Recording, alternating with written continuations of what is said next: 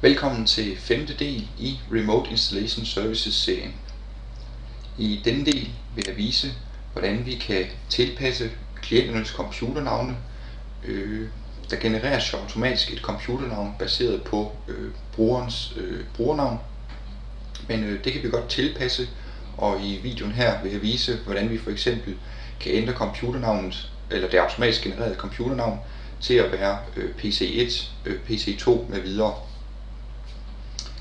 Desuden vil jeg vise, hvordan vi giver udvalgte brugere rettigheder til at benytte RIS. Som standard kan en almindelig bruger nemlig ikke gå ind og påbegynde en installation af en harddisk afbildning, vi har liggende på vores server via RIS. Så det vil jeg også vise. Men lad os starte med at kigge på, hvordan vi kan tilpasse computernavnet. Jeg er nu over på min domain controller, og her klikker jeg på Start og går ind i Active Directory Users and Computers. Og her højre klikker jeg så på min RIS server, og det er jo så Neptune, og vælger Properties, klikker på fanden Remote Install, og her klikker jeg på Advanced Settings. Og vi kan se Client Computer Naming Format, og der står Generate Client Computer Names using username. Det vil sige, klienternes computernavn baseres på brugernavnet. Og der er så et eksempel her med John, han hedder nok John Smith, og der er så taget John SMI 12 som et eksempel. Men jeg vil gerne have PC 1, 2, 3 og så videre. Så jeg går ned og vælger Custom, og jeg sletter det, der står i forvejen, og indtaster PC, procent, og så en lille bøf. Og variablerne kan man se herovre, de er beskrevet herovre. Og procent bøffen der angiver en fortløbende nummerering, det vil sige PC 1, 2, 3, 4, 5 osv. Klikker på OK, OK og OK. Og det var så det. Det jeg så vil vise nu, det er, hvordan vi kan give Hanne Hansen rettigheder til at installere et operativsystem via RIS. Det kan hun ikke som standard, og det vil jeg også lige demonstrere. Samtidig kan vi så også lige se, hvordan vores computernavne, eller vores klienter nu får tildelt computernavnene PC1, PC2 med videre. Jeg har nu startet netværksbooten op, og der tildeles en IP-adresse,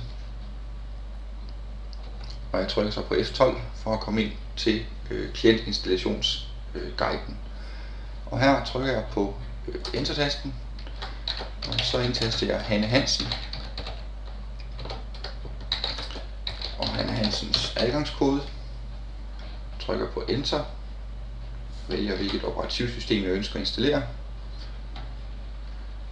og bekræfter med Enter-tasten. Og vi vil så opleve, at der sker en fejl nu, og det er fordi, at Hanne Hansen hun har ikke rettigheder til at oprette en computerkonto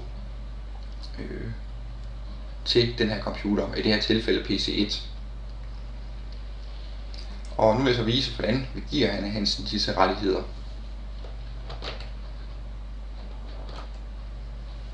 Jeg er tilbage på min domain controller, og som standard placeres nyoprettede computerkonto jo i computers her. Jeg vil nok gerne have, at mine klienter placeres i computere. Så det første jeg gør, er at gå ind i computers, højreklikke på Neptune, som er min RIS server, vælge Properties, klikke på fanden Remote Install, klikke på Advanced Settings,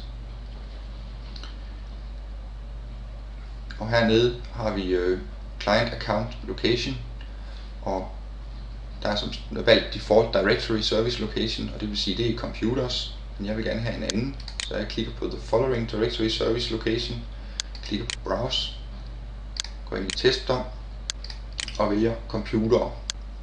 Her vil jeg gerne have placeret nye computerkonti.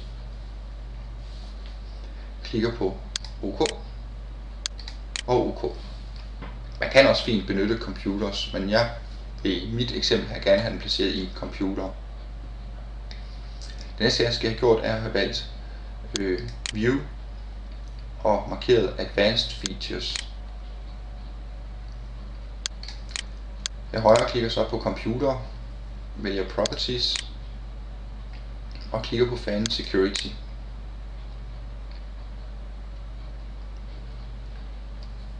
Efterfølgende klikker jeg på Advanced,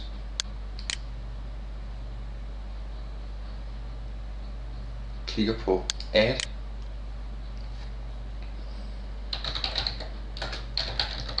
indtaster Hanne Hansen, og hun skal så have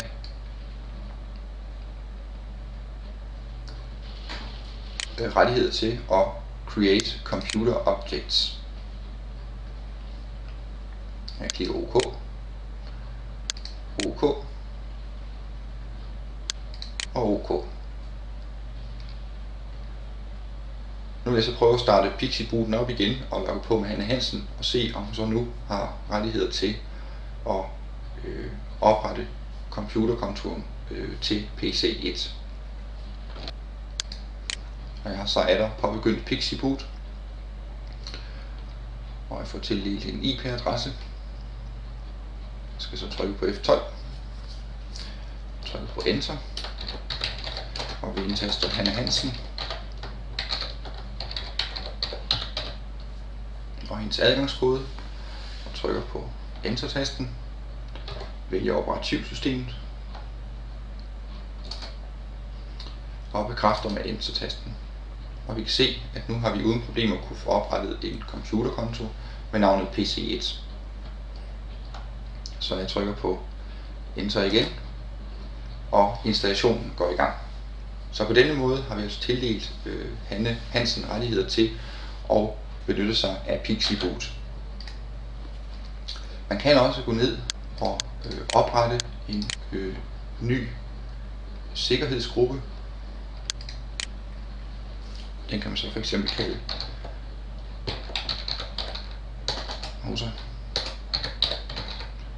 Risinstall,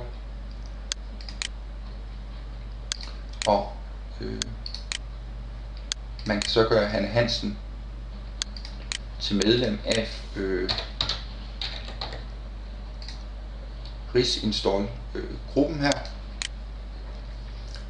og så for computer, i stedet for at gå ind og vælge de enkelte brugere, blot have en enkelt gruppe, man skal ind og give rettigheder. Så jeg fjerner lige Hanne Hansen, klikker på Advanced og Add, indtaster RIS og giver RIS-bruger rettigheder til at oprette computerobjekter.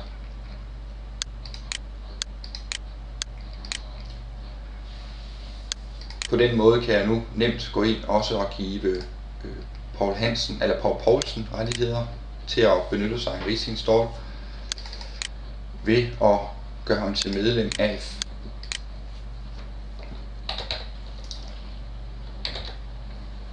gruppen Risinstall. Så nu kan Paul Poulsen altså også påbegynde Pixie-boot eller udføre Pixie-boot. Nu kan det jo nemt være, at man ikke ønsker, at Hanne Hansen skal have mulighed for at installere alle de harddiske afbildninger, man har liggende på ens RIS-server. Det man så gør over på RIS-serveren er, at man går ind på det drev, hvor man har RIS installeret, gå ind og vælger Remote Install Setup, og i mit tilfælde Danish Images, og det kan være, at jeg ikke ønsker, at hun skal have adgang til Windows XP Pro DA.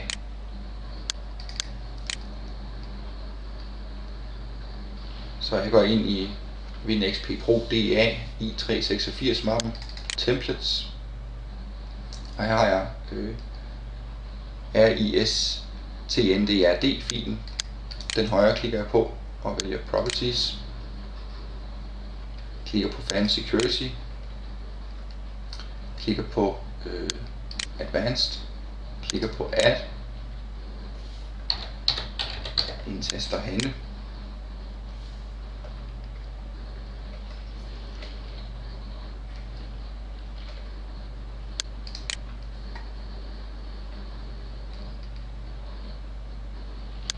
og så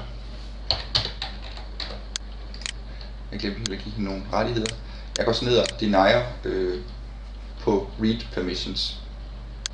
Trykker OK og bekræfter med yes.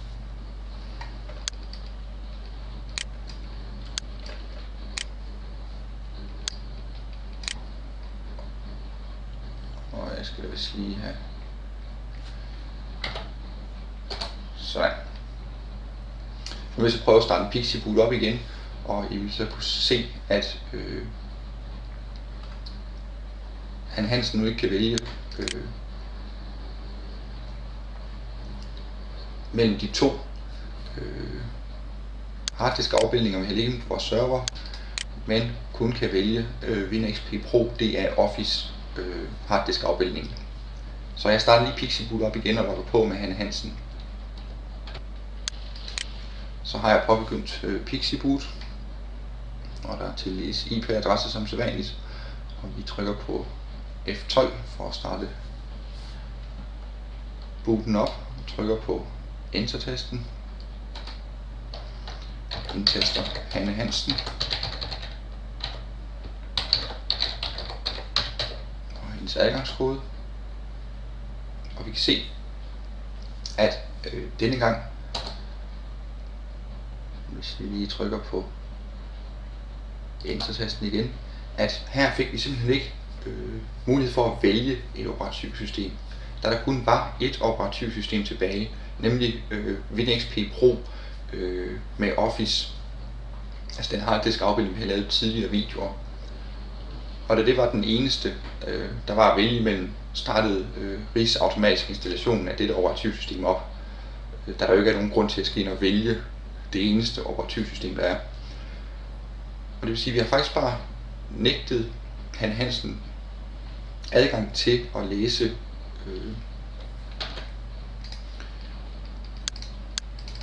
filen inde i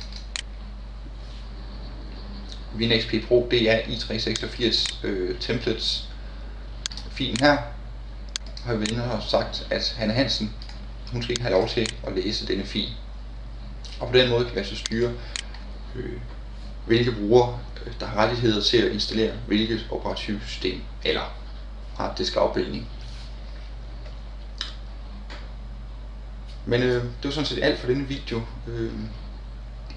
Nu har vi været godt rundt omkring Remote Installation Services, og hvordan man benytter det, og hvordan man kan tilpasse de computernavne, klienterne tildeles, og hvordan man kan tilpasse, hvilke brugere der har rettigheder til at installere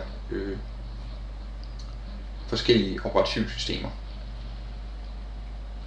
Og det kan man så benytte, hvis man for eksempel har en afdeling på skolen, som kun skal have rettigheder til at installere nogle bestemte harddisk afdelinger, man har liggende på serveren. Går man bare ind på RIS-serveren og ind i templates-mappen i de forskellige harddisk afbildninger og tilpasser sikkerhedsindstillingerne for filen her. Og det er så blot et spørgsmål om at gå ind og give eller deny på read permissions.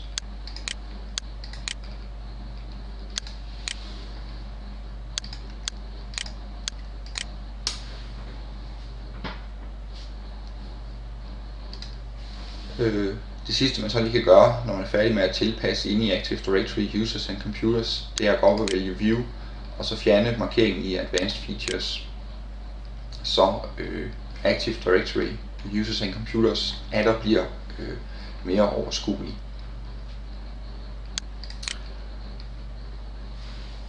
Men det var alt for nu. Vi ses i en kommende video omkring serveropsætning med videre. Tak for nu.